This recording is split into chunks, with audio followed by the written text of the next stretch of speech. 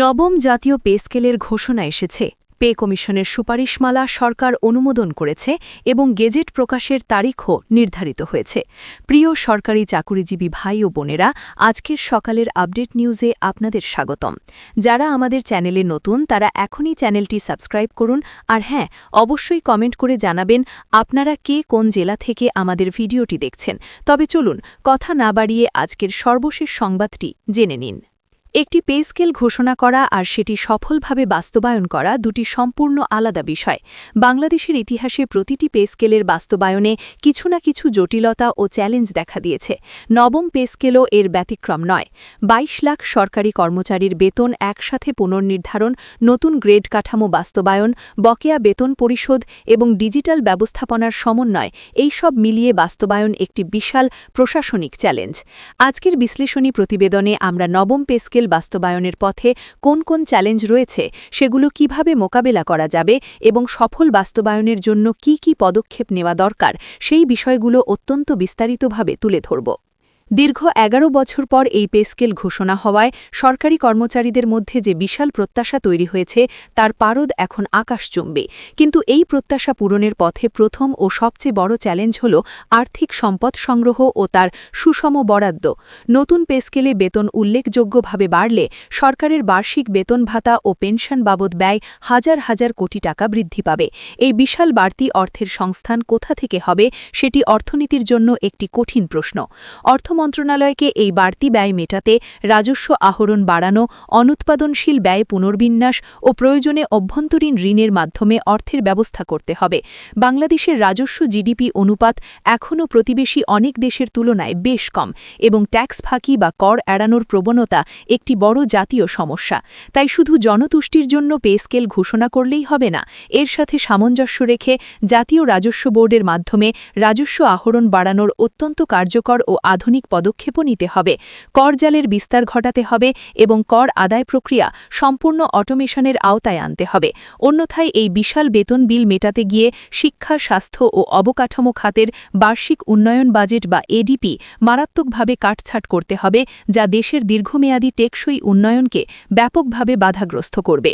একই সাথে বাজারে যখন এই হাজার হাজার কোটি টাকা অতিরিক্ত তরল অর্থ হিসেবে প্রবেশ করবে, তখন মূল্যস্ফীতি বা জিনিসপত্রের দাম বেড়ে যাওয়ার একটি প্রবল আশঙ্কা তৈরি হবে। অসাধু ব্যবসায়ীরা সিন্ডিকেট করে নিত্য প্রয়োজনীয় দ্রব্যের দাম বাড়িয়ে দিতে পারে। তাই বাজার মনিটরিং এবং দ্রব্যমূল্য নিয়ন্ত্রণ করাও এই আর্থিক চ্যালেঞ্জের একটি অবিচ্ছেদ্য অংশ। বকেয়া বেতন দ্য অ্যারিয়ার বিল পরিশোধ করা এই বাস্তবায়নের আরেকটি অত্যন্ত জটিল এবং সময় সাপেক্ষ দিক।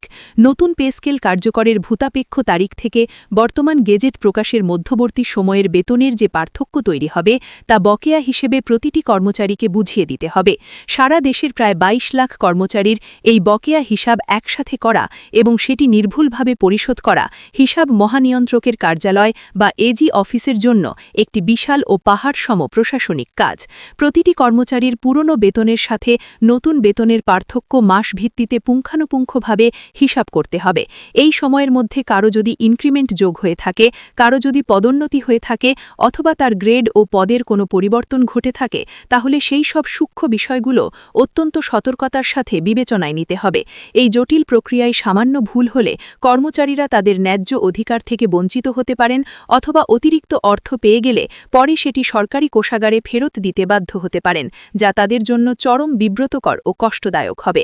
তাই বকেয়া পরিশোধের প্রক্রিয়াটি অত্যন্ত স্বচ্ছতার সাথে করতে হবে। সরকার চাইলে এই বিশাল বকেয়া অর্থ এককালীন পরিশোধ না করে মূল্যস্ফীতির চাপ সামলাতে কয়েকটি কিস্তিতে বা সঞ্চয়পত্র আকারেও প্রদানের চিন্তা করতে পারে। নতুন গ্রেড কাঠামো বাস্তবায়নে যে কাঠামোগত ও মনস্তাত্ত্বিক জটিলতা তৈরি হবে, তা একটি বড় চ্যালেঞ্জ। দীর্ঘদিনের পুরনো ২০টি গ্রেড থেকে কমিয়ে এনে ১৪টি গ্রেডে আসার এই যুগান্তকারী পরিবর্তনে লাখো কর্মচারীর গ্রেড নতুন করে নির্ধারণ করতে হবে।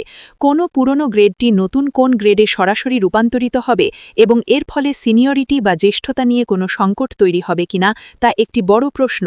দুটি পুরনো গ্রেড যখন একীভূত হয়ে একটি নতুন গ্রেডে পরিণত হবে, তখন সেই দুই ভিন্ন ভিন্ন গ্রেডের কর্মচারীরা কিভাবে নতুন গ্রেডে নিজেদের অবস্থান ও সম্মান নিয়ে স্থাপিত হবেন সেটি নিশ্চিত করা অত্যন্ত সংবেদনশীল কাজ। কারও বেতন যাতে 1 টাকাও না কমে এবং পদমর্যাদা যাতে ক্ষুণ্ণ না হয় সেটি নিশ্চিত করা অত্যন্ত জটিল। এই গ্রেড পুনর্বিন্যাসে কোনো কর্মচারী যদি মনে করেন তার সাথে অবিচার বা অন্যায় হয়েছে, তাহলে দ্রুততম সময়ের মধ্যে তার অভিযোগ ও আপিলের সুযোগ থাকতে হবে। এই অভিযোগ নিষ্পত্তির ব্যবস্থাও আগে থেকে প্রস্তুত রাখা দরকার, যাতে করে কেউ আদালতে রিট করার মতো পরিস্থিতিতে না যান, কারণ আইনি জটিলতা তৈরি হলে পুরো পে স্কেল বাস্তবায়ন প্রক্রিয়াটি মাসের পর মাস আটকে যেতে পারে। বেতন ব্যবস্থাপনা সফটওয়্যার আপডেট করা নবম পে স্কেল বাস্তবায়নের অন্যতম প্রধান একটি প্রযুক্তিগত চ্যালেঞ্জ। বাংলাদেশ সরকার বর্তমানে আইবাস বাস প্লাস সিস্টেমের মাধ্যমে সারা দেশের সরকারি চাকুরিজীবীদের বেতন ভাতা পরিচালনা করে থাকে। এই কেন্দ্রীয় ডিজিটাল সিস্টেমে নতুন পে স্কেলের সব তথ্য অত্যন্ত নিখুঁতভাবে ও সঠিকভাবে প্রোগ্রাম করতে হবে।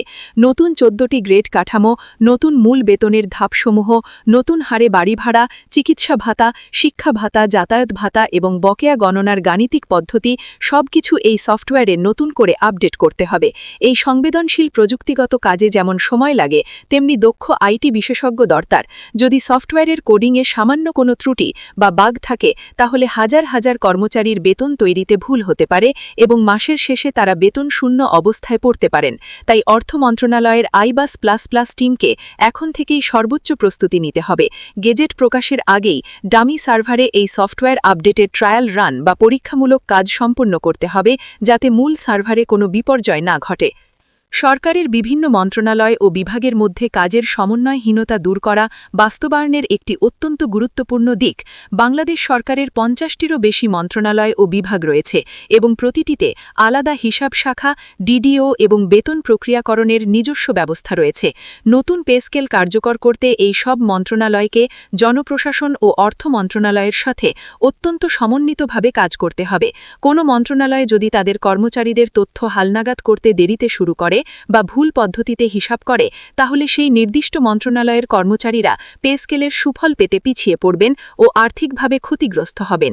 একটি কেন্দ্রীয় শক্তিশালী বাস্তবায়ন মনিটরিং সেল বা কমিটি গঠন করে এবং প্রতিটি মন্ত্রণালয়ে একজন করে দক্ষ ফোকাল পয়েন্ট অফিসার নির্ধারণ করে এই কাজের সমন্বয় ও তদারকি নিশ্চিত করতে হবে। কোনো অস্পষ্টতা দেখা দিলে সাথে সাথে পরিপত্র জারির মাধ্যমে তা দূর করতে হবে। মাঠ পর্যায়ের প্রান্তিক কর্মচারীদের কাছে নতুন পে স্কেলের সঠিক তথ্য দ্রুত পৌঁছে দেওয়া একটি বড় যোগাযোগ চ্যালেঞ্জ। রাজধানী থেকে অনেক দূরে সারা দেশের প্রত্যন্ত উপজেলা বা ইউনিয়নে কর্মরত কর্মচারীরা যদি নতুন পে স্কেলের বিস্তারিত নিয়মকানুন না জানেন, তাহলে তারা নিজেদের প্রাপ্য আর্থিক সুবিধা থেকে বঞ্চিত হতে পারেন। প্রতিটি সাধারণ কর্মচারীকে সুস্পষ্টভাবে জানাতে হবে তার বর্তমান গ্রেড পরিবর্তিত হয়ে কোথায় যাচ্ছে, তার নতুন মূল বেতন ঠিক কত টাকা নির্ধারণ হবে, তিনি নির্দিষ্ট কোন কোন ভাতা নতুন হারে পাবেন এবং তার বকেয়া টাকা কিভাবে তার ব্যাংক অ্যাকাউন্টে জমা হবে। এই তথ্য প্রচারের জন্য সরকারি website, mobile SMS, social media, বিশেষ অ্যাপ এবং মাঠ পর্যায়ে হিসাবরক্ষণ অফিসারদের জন্য নিবিড় প্রশিক্ষণ কার্যক্রম ব্যবহার করতে হবে। অজ্ঞতার কারণে সহজ সরল কর্মচারীরা যাতে কোনোভাবেই উপজেলা হিসাবরক্ষণ অফিসে দালাল চক্র বা অসৎ কর্মচারীদের দ্বারা হয়রানির শিকার না হন এবং তাদের বেতন ফিক্সেশন করার নামে কেউ যাতে ঘুষ দাবি করতে না পারে, সেটি নিশ্চিত করা পে স্কেল বাস্তবায়নের একটি অত্যন্ত জরুরি দিক। এর জন্য দুর্নীতি দমন কমিশনকেও সজাগ দৃষ্টি রাখতে হবে। সরকারি পে স্কেলের ফলে বেসরকারি খাতের ওপর যে পরোক্ষ ও সরাসরি প্রভাব পড়বে তার ব্যবস্থাপনাও সরকারের জন্য একটি বিশাল চিন্তার কারণ ও চ্যালেঞ্জ। সরকারি কর্মচারীদের বেতন যখন এক লাফে অনেক বেড়ে যাবে, তখন স্বাভাবিকভাবেই বেসরকারি খাতেও কর্মরত লাখ লাখ শ্রমিক ও চাকুরিজীবীদের মাঝে বেতন বাড়ানোর প্রবল চাপ আসবে। বিশেষ করে দেশের অর্থনীতির প্রাণভোমরা তৈরি পোশাক শিল্প, চামড়া শিল্প, নির্মাণ খাত ও অন্যান্য শ্রমঘন শিল্পে কর্মরত শ্রমিকরা তাদের বেঁচে থাকার তাগিদে সরকারি কর্মচারীদের মতো নিজেদেরও বেতন বৃদ্ধির জন্য পথে নামতে পারেন বা দাবি জানাতে পারেন। এই স্পর্শজাতি পরিস্থিতি ব্যবস্থাপনায় শিল্প মন্ত্রণালয়, শ্রম ও কর্মসংস্থান মন্ত্রণালয় এবং বাণিজ্য মন্ত্রণালয়কে মালিকপক্ষের সাথে অত্যন্ত সমন্বিতভাবে কাজ করতে হবে। বেসরকারি খাতে উৎপাদন ব্যয় বা শ্রমিকের মজুরি হঠাৎ করে বেড়ে গেলে বিশ্ববাজারে আমাদের অর্থনীতিতে প্রতিযোগিতায় নেতিবাচক প্রভাব পড়তে পারে। সে বিষয়েও সরকারকে আগে থেকেই সতর্ক থাকতে হবে এবং প্রয়োজনে বেসরকারি শিল্প মালিকদের ব্যাংক ঋণের সুদে ছাড় বা অন্য কোনো নীতিগত সহায়তা প্রদান করে এই ক্রান্তিকাল পার করতে হবে। পেনশনভোগী ও প্রবীণ নাগরিকদের অবসর সুবিধার পুনর্নির্ধারণ পেস্কেল বাস্তবায়নের আরেকটি অত্যন্ত মানবিক ও জটিল দিক। নতুন পেস্কেলে কর্মরতদের মূল বেতন বাড়ার সাথে সাথে স্বাভাবিক নিয়মেই অবসরে যাওয়া পেনশনভোগীদের পেনশনের হিসাবও আনুপাতিক হারে বদলাবে। বর্তমান যারা আগে থেকেই পেনশন ভোগ করছেন তাদের পেনশন নতুন কাঠামোর সাথে সমন্বয় করে বৃদ্ধি করা এবং যারা নতুন করে আগামীতে অবসর গ্রহণ করবেন তাদের নতুন হারে পেনশন শুরু করা, এই দুটি বিশাল কাজ হিসাবরক্ষণ অফিসকে একসাথে করতে হবে। দেশের লাখ লাখ জীবিত পেনশনভোগী এবং মৃত কর্মচারীর ক্ষেত্রে তাদের স্ত্রীর পারিবারিক পেনশনের তথ্য যাচাই বাছাই করে নতুন পেনশন নির্ধারণ করা অনেক ধৈর্যের ও পরিশ্রমের কাজ। এই প্রবীণ মানুষগুলো যাতে মাসের পর মাস এজি অফিসে বা ব্যাংকে ঘুরতে বাধ্য না হন এবং এই কাজে যদি কোনো বিলম্ব হয় তাহলে অবসরপ্রাপ্ত বয়োজ্যেষ্ঠ মানুষরা অনেক শারীরিক ও মানসিক কষ্ট পাবেন। তাই পেনশন ইএফটি ব্যবস্থাকে আরও আধুনিক করে ঘরে বসেই যেন তারা বর্ধিত পেনশনের টাকা পেয়ে যান সেই ব্যবস্থা শতভাগ নিশ্চিত করতে হবে। সবশেষে নবম পে স্কেলের এই বিশাল কর্মযোগ্য বাস্তবায়নে কর্মচারীদের বেতন বৈষম্য ও অভিযোগ নিষ্পত্তির জন্য একটি স্থায়ী অ্যানোম্যালি বা অসঙ্গতি দূরীকরণ সেল আগে থেকেই প্রস্তুত রাখা দরকার। বাস্তবায়ন শুরুর পর অনেক কর্মচারী হয়তো কাগজপত্রে দেখতে পাবেন যে তার বেতন